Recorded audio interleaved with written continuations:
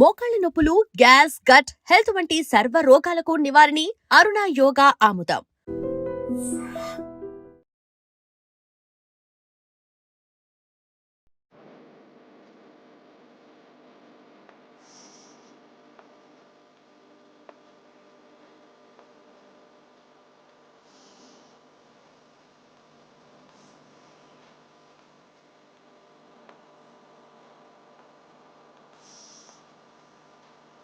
మీరు ప్రాణాయామం చేసేటప్పుడు మీ ఎడమ చెయ్యి చిన్న ముద్రలు అంటే మీ బొట్టన వేలు చూపుడు వేలు కనిపించండి.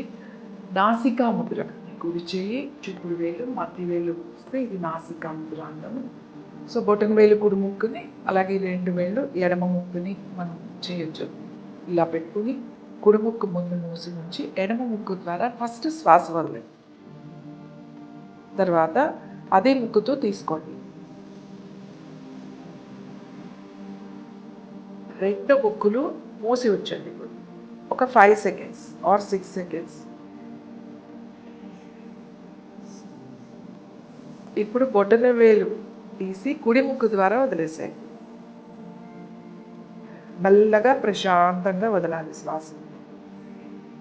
ఇప్పుడు అదే ముక్కు ద్వారా శ్వాస తీసుకోండి. మనం ఎడమ ముక్కు నుంచి మొదలు పెట్టాం కదా, ఎడమ ముక్కు నుంచి తీసుకుని ఆపి కుడి ముక్కుతో వదిలి మళ్ళీ కుడి ముక్కుతో తీసుకుని ఆపి ఎడమ ముక్కుతో వదిలేస్తే ఒక రౌండ్ కంప్లీట్ చేస్తాం. సో ఇలా మీరు టైం రౌండ్స్ లెక్క పెట్టద్దు, టైం పెట్టుకుని చేయండి. మీరు ఎక్కడ స్టార్ట్ చేశారో అక్కడే, అంటే మీకు ఇంకా ఆపేయాలి అనుకున్నప్పుడు మనం లెఫ్ట్ స్టార్ట్ చేశాం కాబట్టి లెఫ్ట్ వదిలేసి రిలాక్స్ అయిపోండి. నమస్తే అండి. నమస్తే అండి. అన్నగారు, జనరల్గా మనం ఆరోగ్యం మీద దృష్టి పెట్టాలి. ఈ రోజుల్లో ఎవరితో ఏం మాట్లాడినా ఆస్తులు లేకపోయినా పర్వాలా, ఆరోగ్యం ఉంటే చాలు అనే పరిస్థితికి వచ్చేసాం. ఎందుకంటే కోవిడ్ మనకి ఎలా ఉండాలి ఎలా ఉండకూడదు పూర్తిగా నేర్పించింది. అందులో భాగంగా ఒక యోగా ట్రైనర్గా మీరు చెప్పండి, శ్వాస మీద ధ్యాస పెట్టాలని చెప్తూ ఉంటారు. అసలు శ్వాసకి ఆరోగ్యానికి ఉన్న సంబంధం ఏంటి? ఏ విధంగా ధ్యాస పెట్టాలి? ఎవరిని చేయగలుగుతాము? శ్వాస మీద ధ్యాస అంటే మీకు మీకు మీ బాడీకి, ఓకే, మీరు వేరు, ఈ బాడీ వేరు, మీ మైండ్ వేరు. సో మీ మీ శరీరాన్ని, మీ మనస్సుని అంటే మైండ్ని, ఈ రెండిటిని కలపాలి అని అంటే శ్వాస ఒక బ్రిడ్జ్ లాంటిది మనకి. ఓకే, శ్వాసతో మాత్రమే మీ మైండ్ దగ్గరికి వెళ్ళగలుగుతారు. మీరు మీ మైండ్ని చూడగలుగుతారు, అంటే మీ మనస్సుని చూడగలుగుతారు, మీ మనస్సుని కంట్రోల్లో పెట్టుకోగలుగుతారు. మీ మనస్సుని కంట్రోల్లో పెట్టుకోవాలి. ఇప్పుడు మీ మనసు పరివిధాలుగా పోతూ ఉంటుంది, అది దానికి లిమిట్ లేదు, దానికి అట్లా వెళ్ళిపోతూనే ఉంటుంది, ఒకదాని తర్వాత ఒకటి, ఒకదాని తర్వాత ఒకటి. సో దీన్ని మనం కంట్రోల్ చేయాలి అంటే how to control your mind. ఇప్పుడు చాలామంది ఏం చెప్తారు అంటే, నాకు చాలా నెగిటివ్ థాట్స్ వచ్చేస్తున్నాయండి, నాకు ఎంత వద్దనుకున్నా కూడా, నేను వద్దు అని అనుకున్నా కూడా అవే వస్తున్నాయి, లేకపోతే నేను చాలా బాధపడుతున్నామండి, నేను ఎంత బాధపడకూడదు అని అనుకుంటున్నా కానీ బాధ వచ్చేస్తుంది, నేను అది మర్చిపోలేకపోతున్నా ఆ సంఘటన. ఇలాంటివి మనకు కొన్ని కంట్రోల్లో ఉండవు. సో ఎలా ఇది కంట్రోల్ చేయాలి? ఎలా కంట్రోల్ చేస్తామంటే శ్వాస ద్వారానే. మీరు శ్వాసను ఆపితే మీ మనసు ఆగిపోతుంది, పరుగు పెట్టడమే ఆగిపోతుంది. శ్వాస ఆడినంత వరకు, శ్వాస కదిలినంత వరకే మీ మనసు కదులుతూ ఉంటుంది. మన మనసు చాలా చంచలంగా అయిపోయింది అనుకోండి, ఇంకా అది అసలు పరుగులు పెడుతుంది, విచ్చలవిడిగా అయిపోయింది, మన వల్ల కావట్లేదు దాన్ని కంట్రోల్ చేయడం. శ్వాసను ఆపాలి. శ్వాసను ఆపితే మీ మనసు కంట్రోల్ అయిపోద్ది. మీ మనసును ఆపేసినట్టే. మీరు మనసు దగ్గరికి వెళ్ళొద్దు. ఇప్పుడు మీరు మైండ్ని కంట్రోల్ చేయాలి అని రకరకాల ప్రయత్నాలు, రకరకాల ధ్యాన పద్ధతులు, రకరకాల చాలా ఉంటాయి. కానీ మీరు ఎప్పుడైతే శ్వాస మీద దృష్టి పెడతారో అప్పుడు మీ మనసు దగ్గరికి చాలా తొందరగా వెళ్ళగలుగుతారు. డైరెక్ట్ మనసు దగ్గరికి మీరు వెళ్ళడానికి ప్రయత్నం చేయకూడదు, ఎందుకంటే మీ మనసుని పట్టుకోవడం, మనసుని ఆపగలగడం మీ చేతుల్లో లేదు. కానీ ఎంత బాగా చెప్పారంటే, సాధారణంగా ఏ సమస్య వచ్చినా, ఏ ఇష్యూ జరిగిన ప్రతి క్షణం కూడా మనస్సుని కంట్రోల్ చేయాలని ఆలోచిస్తాం, లేదా మనస్సుని పరిగెత్తించాలని ఆలోచిస్తాం తప్ప దీనికి లింకు శ్వాస త్రూ అటు వెళ్ళాలి అనే ఆలోచన రాదండి. మంచి ఇప్పుడు మీరు విషయం. సైకలాజికల్ ఇష్యూస్, డిప్రెషన్, తర్వాత ఇట్లాంటివి drugs addictions, over eating, stress eating, ఇట్లా చాలా విషయాల్లో మనం కంట్రోల్ ఉండదు, మనసుని కంట్రోల్ అవును. చేస్తాం. మనకు తెలుసు ఇది చేయకూడదు, ఇది తినకూడదు, ఇది చూడకూడదు, ఇది కాదు. ఫోన్ కూడా ఇప్పుడు మనం అనుకుంటాం, మళ్ళీ 10 నిమిషాలకి వెళ్ళి ఫోన్ పట్టుకుంటాం. ఎస్. సో దీన్నప్పుడు మనం కంట్రోల్ చేసుకోవడానికి రకరకాల పద్ధతులు చెప్తా ఉంటారు. అంటే మీరు నెంబర్స్ చదువుకోండి, లేకపోతే ఆజ్ఞ చక్రం మీద ఫోకస్ చేయండి, Music వినండి. మ్యూజిక్, ఇలా అసలు ఇదంతా అవసరం లేదు. It's very simple.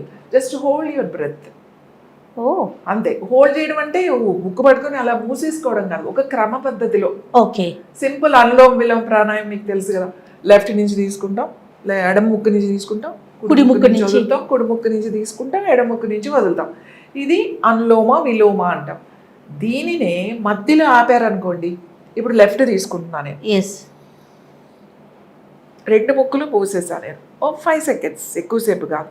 మళ్ళీ కుడివైపు నుంచి వదులుతున్నా, మళ్ళీ కుడివైపు నుంచే తీసుకుంటున్నా, మళ్ళీ 5 సెకండ్లు ఆపుతున్నా, మళ్ళీ లెఫ్ట్ వదిలేస్తున్నా.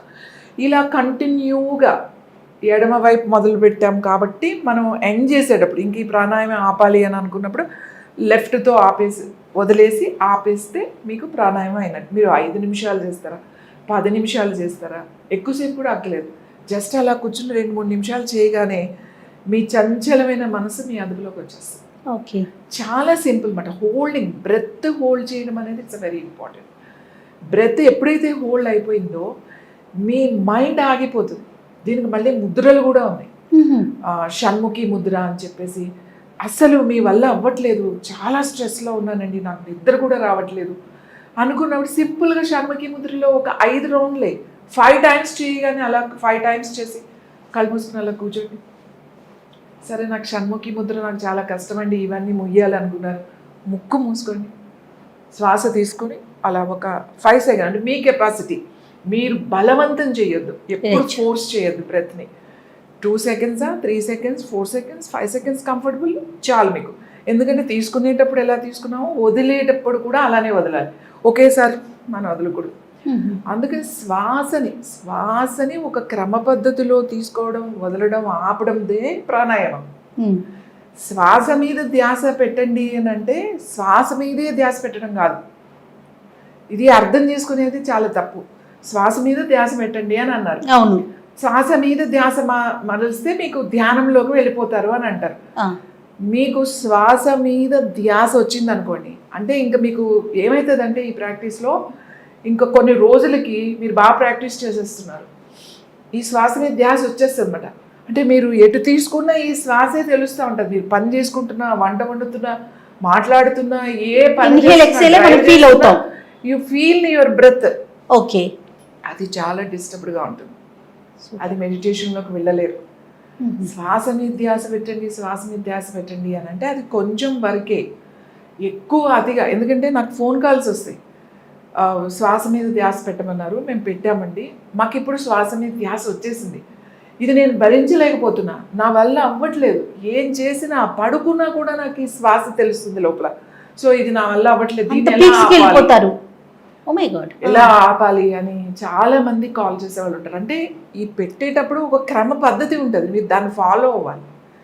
సో మైండ్ని ఆపాలి, మైండ్ ప్రశాంతంగా ఉండాలి, మనకి ఒక హెల్దీ మైండ్ కావాలి అని అనుకుంటే మీరు శ్వాస మీద, అందుకే శ్వాస మీద ధ్యాస. ఇది డైలీ రొటీన్ లైఫ్ లో ప్రాక్టీస్ లో ఉండొచ్చు అంటారా?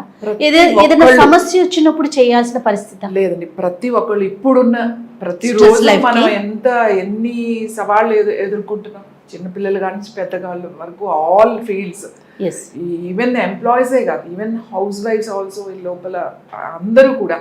సో ప్రతిరోజు ఏం చేయాలి అని అంటే ఒక్క 5 to 10 minutes సింపుల్ ప్రాణాయామం. మీరు యోగా అంటే ఏదో చేసేయడం కాదు, జస్ట్ ఇది మేము నాడీ శోధన ప్రాణాయామం అంటామంట. అంటే శ్వాస తీసుకోవడం ఎడమ ముక్కుతో 5 సెకండ్స్ ఆపడం, కుడి ముక్కుతో వదలడం, కుడి ముక్కుతో తీసుకోవడం, మళ్ళీ ఆపడం.